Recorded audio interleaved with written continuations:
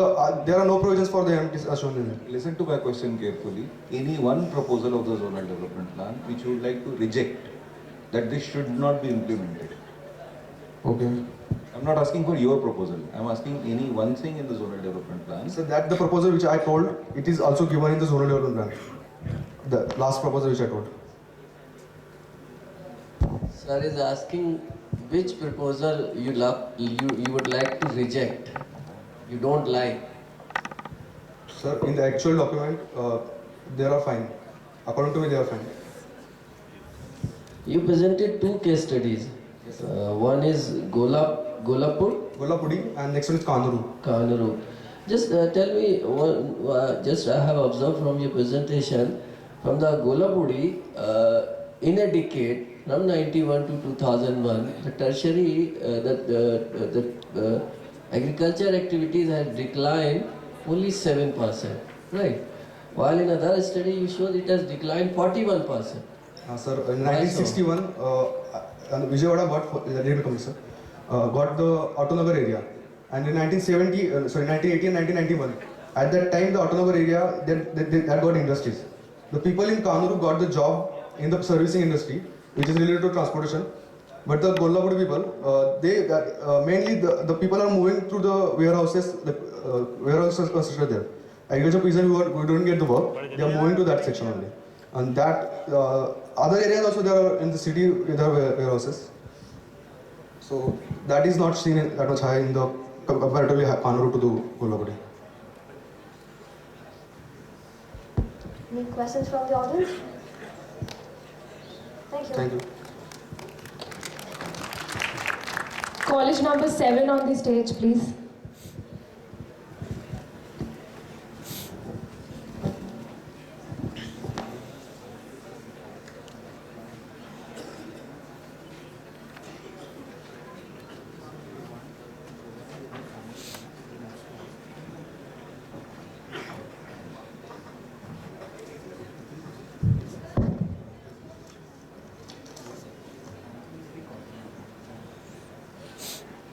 Good morning to one and all. We represent from JNFU Hyderabad, SPA.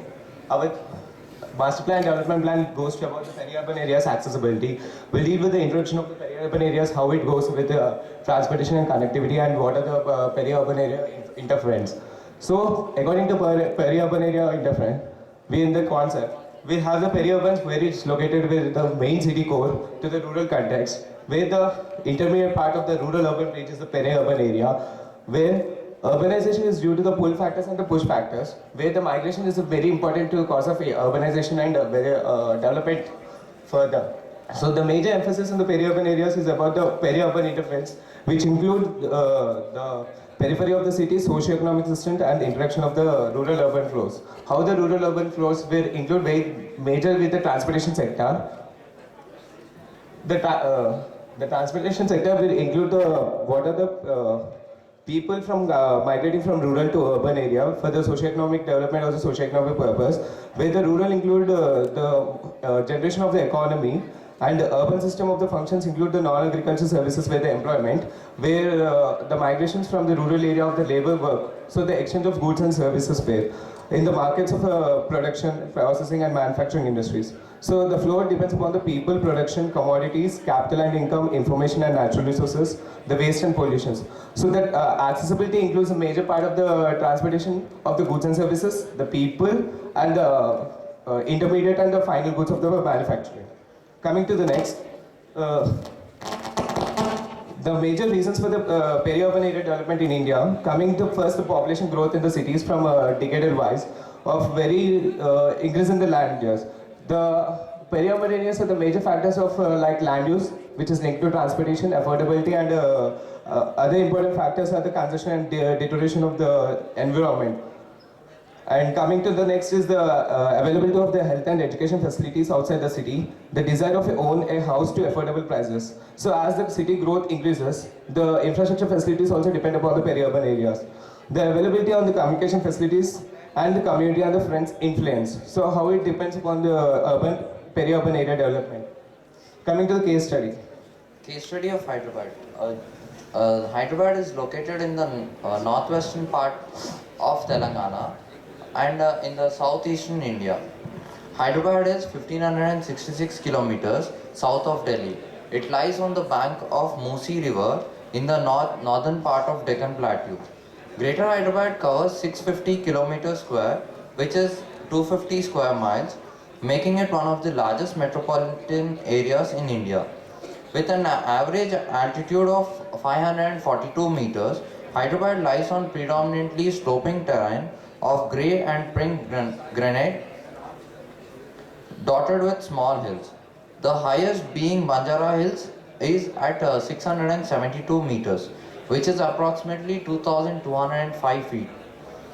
Coming to the climate of Hyderabad, Hyderabad has a tropical wet and dry climate bordering on a semi-hot arid climate. Winter lasts for only about 2.5 months, during which the lowest temperature occasionally dips at 10 degrees Celsius. May is the hottest month when daily temperatures range from 26 to 38.8 degrees Celsius. January is the coldest and has temperatures varying from 14.7 to 28.6 degrees Celsius. Temperatures in the evening and morning are generally cooler because of the city's moderate elevation. Heavy rain from the southwest summer monsoon falls between June and September, supplying Hyderabad with most of its annual rainfall of 812.5 mm. Coming to the demography, when the GHMC was created in 2007, the area occupied by the municipality increased from 175 km square to 650 km square, which is approximately 250 square miles. Consequently, the population increased by 87% from 36 lakhs in 2001 census to 68 lakhs in 2011 census, 24% of which are migrants from various parts of India, to making Hyderabad the nation's fourth most populous city. As of 2011, the population density is 18,480 kilometers square. At the same 2011 census, the Hyderabad urban agglomeration had a population of 77 lakhs, making it the sixth most populous urban agglomeration in the country. The population of the Hyderabad urban agglomeration has since been estimated by electoral officials to be 9.1 million as of early 2013, but is expected to exceed 10 million by the end of the year. Literacy rate stands at 82.96%, where male literacy rate is 85.96 and female is 79.79%, higher than the national average of 74.4. The socio-economic strata consists of 20% upper class, 50% middle class and 30% of working class. Now coming to Hyderabad Metropolitan Area Development Plan, which was come in 2001, and it was prepared for 2031 for the projection of 20 years. Now we have seen the location and the demography and all the settlements. Majorly Hyderabad is located in the Deccan Plateau of region with high in the population. It can be also called as mostly the desirable second capital city of India. So the migration of not only the state also but India for the working for employment purpose. So major the development plan was divided into 4 sections, which was called zoning and activity regulations, land development related stipulations, schemes and circulation network pattern, and building and site development. So the section C will include the accessibility where the master plan goes to regional level, which extends to nearly 5,000 square kilometers. So effects of Hyderabad peri-urban development.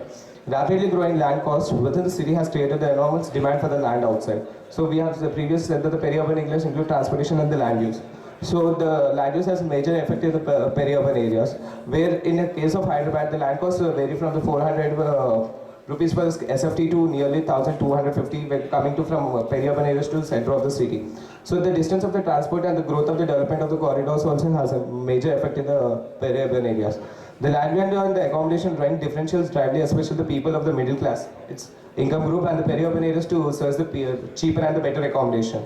The trade-off between the transportation and the expenditure results in the more transportation-oriented lifestyles, which trend to the government policies to promote housing activity and the financial institutions, which reduce the interest rates for the loans. The main observation at peri-urban areas are covering income, transportation expenditure, modern streets relating to work trips shows the highest level of walking and cycling around in the settlements, which lowest transportation and lowest income. Coming to the next, these are the major peri-urban areas located in the north side of Shamirpet, and east side Ghatkesar and Ibrahimpatnam, and south side Shamshabad, and west side is Patancheru. These are the major peri-urban areas located based on the transportation further growth corridors, where when you see the scenario of the Ghatkesar is, goes to the NH9 towards Vijayawada. So coming to the So here the location of the employment and mode of transportation in Hyderabad metropolitan area. We see that the major urban settlements inside the city are the CBDs, we can say, as Koti, Madhapur and Secunderabad, where Koti is the total commercial area and Madhapur is a complete IT sector, where Secunderabad is the center of the city where connects the major railway network. Coming to peri-urban settlements, we have seen Ibrahimpatnam, Shamshabad, Patancheru and Shamirpet, and the rural settlements around the regional level as Zahirabad, Shadnagar and Turkapalli. So these shows the employment, how it's a percentage of the local, where the land value, where the employment will come, and distance to the employment, where the region less than 5 kilometers, 10 kilometers, and greater than 10 kilometers. The mode of transport shows about the bus, train, and bicycle and walk. The majorly the core cities of walk about 20%, where not only through the center of the city, but also about the going to them. That's it. Thank you.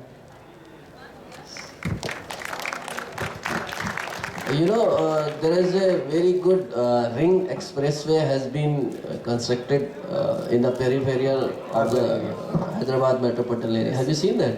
Yes, sir. When it has been completed? Actually, it was not totally completed. It was completed 3 years back, 2010. 2010. 10, Tell me only one reason why the development is not coming along that expressway. Actually, in case of outer ring road in Hyderabad, the rural settlements were converted, where outer ring road region development was spawned. So that the totally till now in the last 3 years, just the road completion was not totally completed, linking the total overall the city of region. So now the plans were coming like a regional development plan, not only extending the ORR but also regional ring road. So the development is not appropriate to go to the ORR or the regional level.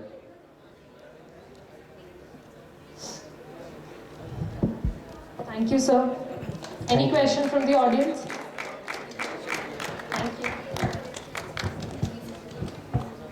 There's one announcement for all the delegates. You have to wear your ID cards with your photograph pasted on it, otherwise you won't be allowed in the food arena. Now I request college number 8 to come on the stage.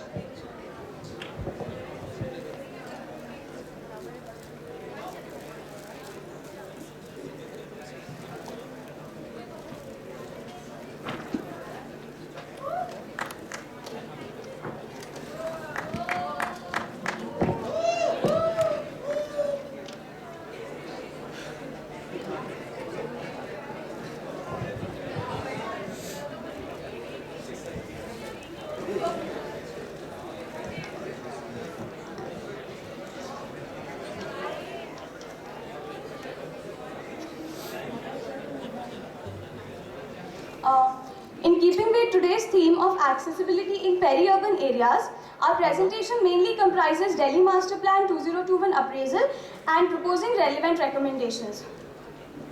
The structure of the presentation includes introduction, characteristics of peri-urban areas, progression of urbanization in Delhi and the upcoming of peri-urban areas in Delhi, assessment of master plan provisions, identified issues and proposals. We start with the introduction. The main output of a transport system should be mobility and accessibility. As accessibility depends on the infrastructure available, affordable means of transport, we can clearly say that accessibility depends on mobility, and the transport modes, they act as a means for bridging the gap between accessibility and mobility. Next we come to the characteristics of peri-urban areas. These areas usually exist beyond the city's administrative limits and they act as the zone of transition between urban and rural land. Hence, these areas are the zones of urban-rural dichotomy. They are characterized by mixed land use, flow of people, produce finance, labor and services, and waste moving outward from the urban areas. This map basically represents the progression of urbanization in Delhi. The navy blue and the reds are the urbanized areas that came up in the 1990s and the 2000s. The black dots, they represent the existing peri-urban, some of the peri-urban areas in Delhi. As we can clearly see that most of them exist in the red and the blue patches, which are the recently urbanized areas. Hence, these are the areas of urban-rural dichotomy. In this particular map, we have superimposed the Delhi DMRC map over the land use map. The yellow areas are the peri-urban areas. We can see that while some of the areas in the green circles are well connected, the other peri-urban areas in the red circles are not well connected by the DMRC. If we talk about the mobility of people from the peri-urban areas, we can say that the considerable movement in these areas is by foot or by bicycle or bus, and construct an inward pattern to the city from the periphery. The mobility of people living in these areas is basically work-based, recreation-based, livelihood-based and social networking-based. Next we come to the appraisal of the Master Plan of Delhi 2021. The Master Plan of Delhi basically focuses on three main aspects in regard to transport. These are the interlinkages with other major transport nodes and easy access and connectivity within urban and peri-urban areas, ensuring access to all the areas for all the sections of the society. Next we come to the assessment of the provision. The first provision in the Delhi Master Plan is regarding MRTS. We would like to, in the part of appraisal, the main point is that the plan is not flexible enough to integrate the various upcoming projects in the MRTS, and also it does not relate to the density of population covered in 15 minutes of the radius. In regard to the MPD proposal regarding rail, we would like to say that it is affordable and it improves the mobility of commuters. Regarding NMT lanes, they help in balancing the modal share, but they are not compatible with some of the existing transport networks in certain areas. Regarding the BRTS, it reduces the dependency on private vehicles for last mile connectivity, but again, it is difficult to integrate with some of the existing infrastructure in the city. Next slide. Then coming to the identified issues, Master Plan lacks vision for peri-urban areas and thus lacks provisions for mobility and accessibility. Due to multiplicity of plans and development agencies, there has been poor implementation of plans, and also Master Plan provisions are incompatible for existing infrastructure in peri-urban areas. Delhi government proposed special zones for planning in rural areas, but the proposals need to be finally approved by DDA, causing delay in finalizing and implementation of these plans. Then issues related to transport infrastructure includes highly unorganized public transport system, their poor reliability, cramped vehicles, uncertain timings, etc. And also these are biased towards providing transport facilities in areas with high-end housing, commercial land uses, and high land costs. Transportation cost is unaffordable for economically weaker sections of society. Then coming to the proposals and strategies, livelihood and mobility interconnections through expanding sustainable livelihood approach. These are some of the best practices in South African countries. Then policies to promote efficient mobility by ensuring access through planning include good access to work, education and health services, etc. Poor's walking burden could be eased by construction and maintenance of dedicated walkways and cycling pathways. Then lowering of public transport costs for poor could be facilitated by local and other government authorities. Then horizontal integration of various organizations and departments, provision of separate department for sustainable development of peri-urban areas within DDA, then expansion of public transportation to the peri-urban rings, also the integration of different modes of transportation, that is NMTs with other means of transportation like metros and bus stands. At the end, we would also like to talk about some of the good or the best practices that are being carried out in Delhi. One of them is the IPT service near the Vaishali Metro Terminal. The facility particularly connects the peri-urban areas between Delhi and Ghaziabad. Also, another best practice is the Grameen Seva near the Badarpur Metro Terminal. It includes affordable autos that are used for feeder services. Hence, we end our presentation. Thank you.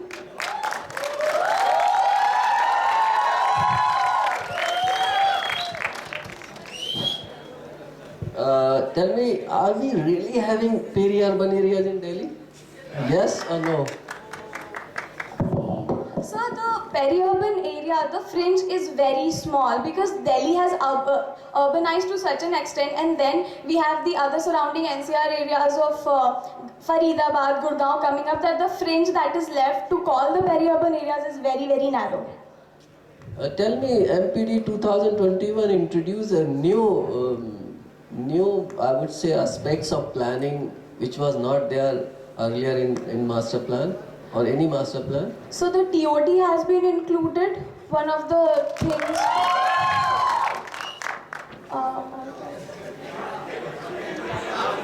So what other aspects, like अभी जो revision हुआ है master plan का, उसमें they have. Not talking about the revision. I'm The talking about the modification. MPD 2021 introduced one thing which was not there in town planning earlier.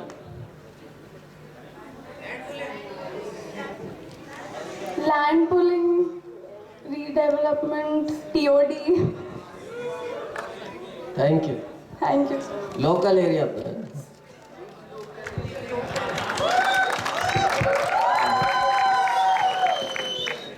I would have just one question. Thank you, sir. Thank you. I have a question. Sorry, I'm so sorry. I have a question. Can you go back to your proposals? Okay. If you can go back to the slide.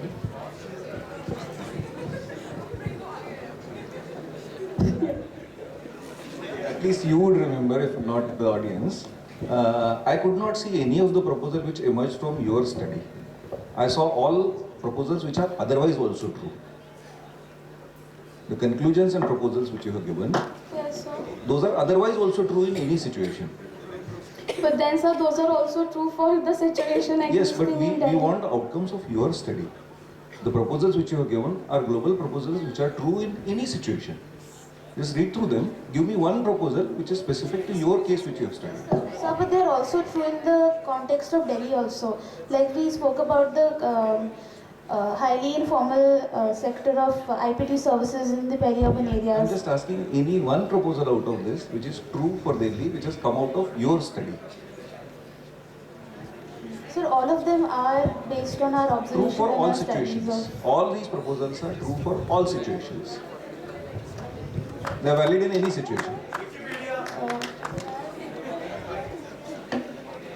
So we have proposals in our we have a proposal that there is not a separate department working for these peri-urban areas. So, and the one of them that we've noticed in our study is that Delhi government in particular proposed a rural development board in which they said that they'll categorize the villages in the peri-urban areas to be called special zones. But even then, the plans that are made for these villages have to be approved by the DDA. So one of the things that we are saying is ki why have a separate board which will elongate and unnecessarily elongate the whole process when the plan is to be approved by the DDA. Instead, have a department or a separate part within DDA that makes plans or takes care of the peri-urban areas.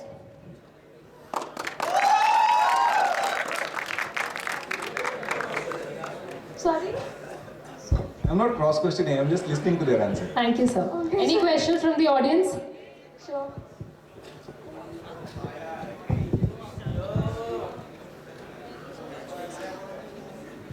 Go.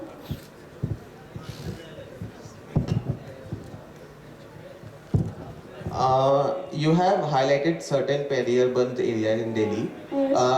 What criteria have you used to firstly highlight them?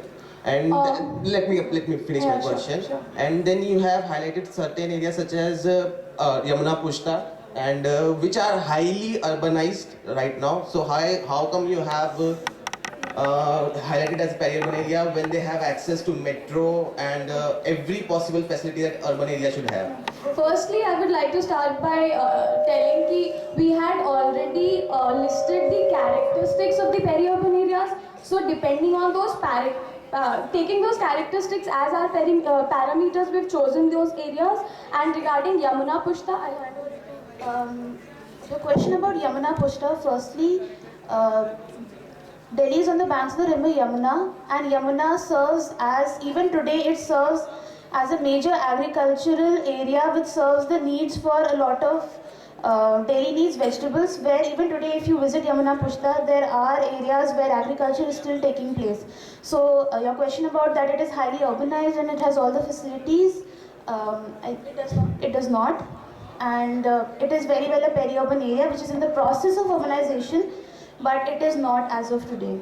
That is actually Yamuna Pushta is actually a buffer for flood zone. It is not. It's never going to be urbanized because it is a flood zone and it is a very fertile land for agriculture. Because it is a flood zone, it is not taken up by the high. It is not taken up for high-end housing projects. It is a low-value land, and one of the characteristics of peri-urban areas is that it is a low-value land, and squatters and other things are found on Yamuna Pushta. So, Thank you.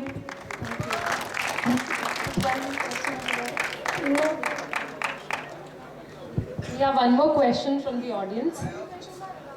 Okay. Nice. Take.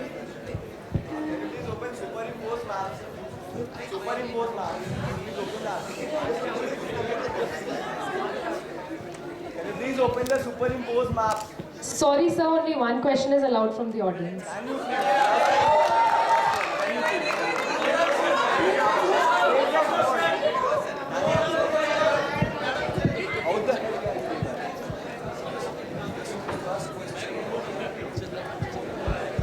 College number 9 on the stage, please. I'll request the audience, it is for the question session, it is not for pointing out mistakes at any presentation. Right? So please put up questions. There are mistakes in all presentations. We are not here to highlight the mistakes. We are sharing our experiences. So please put up a question straightforward.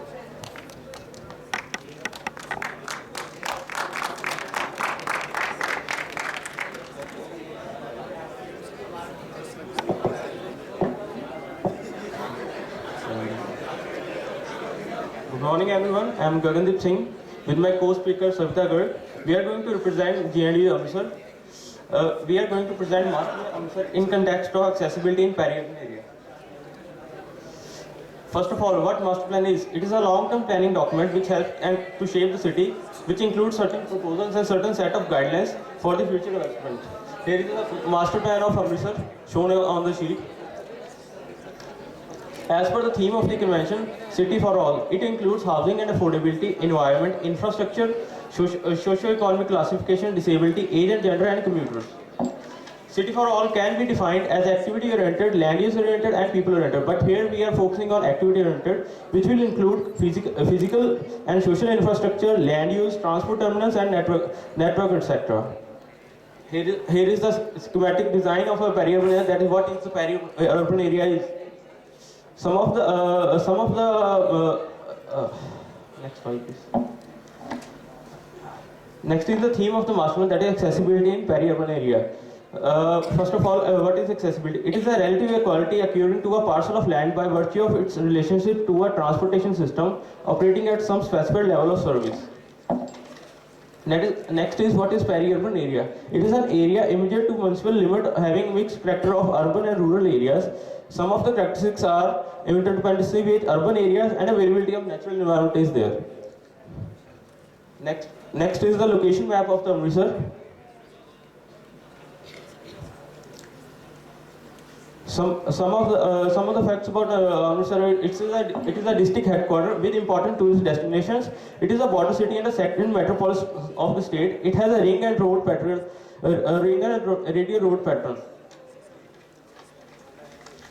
Next is the Amritsar Master Plan of 2031. Vision of the Master Plan is to develop Amritsar as an eco-friendly, national heritage, tourism and culture hub, medical and educational hub, financial and industrial capital with sustainable, inclusive and harmonious city. Here is the proposed land use map of 2031.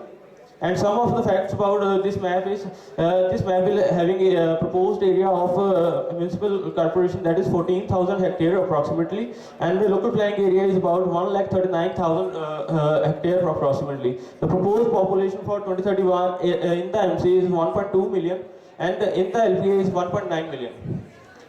Here is the land use distribution of the 2031 map.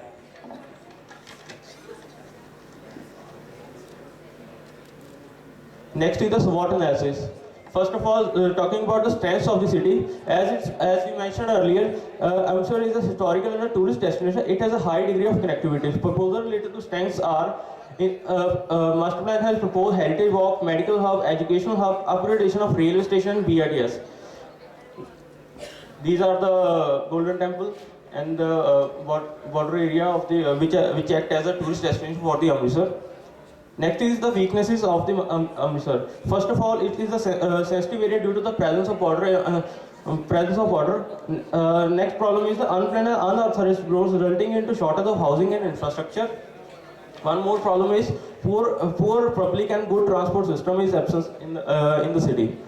Proposals related to these weaknesses are land use regulation along proposed roads with focusing on providing shelter of LIG and EWS, upgradation of railway station, etc.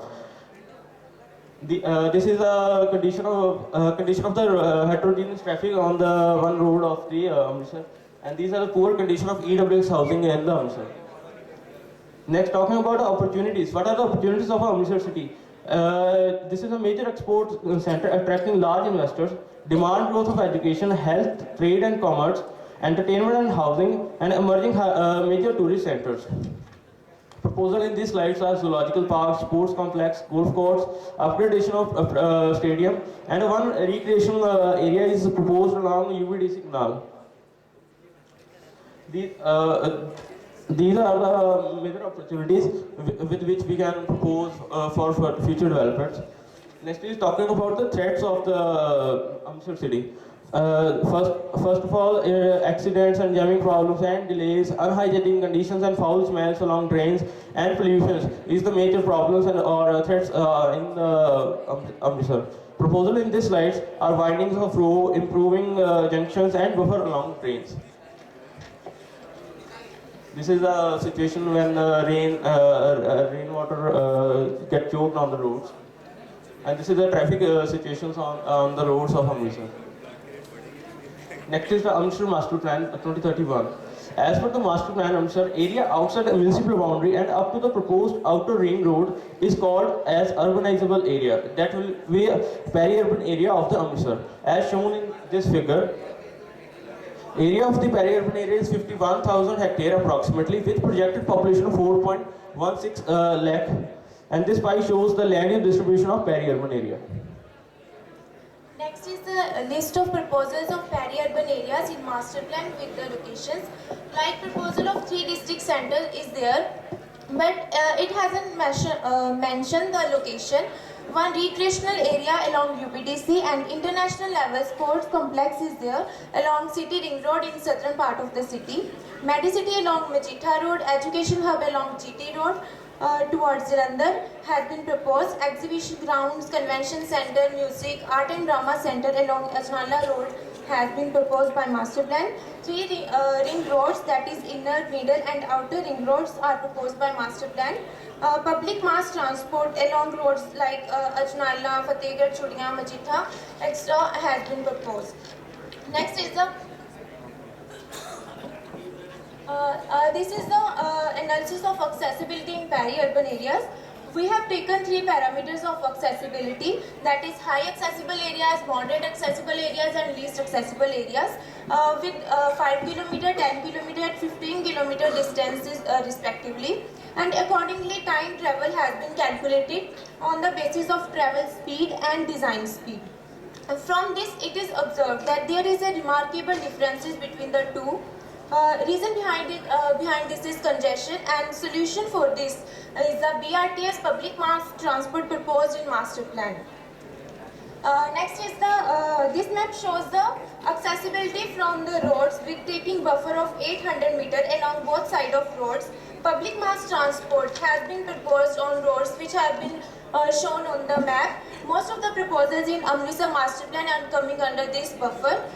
Routing of further analysis is done on the basis of these routes. Next, in this map, we have divided the peri-urban areas into 4 zones with centroid points, which has been taken for the further analysis. This map shows the accessibility of peri-urban areas from the commercial area. Similarly, from the recreational area like Rambagh is there. Similarly, educational areas like university, college, accessibility from health areas like city hospital is there. This is accessibility from transportation linkages like airport, bus stand and railway station. Next is the proposals. Suggestions given by us, like master plan has proposed 3 district center but hasn't given the location. So we are suggesting the location on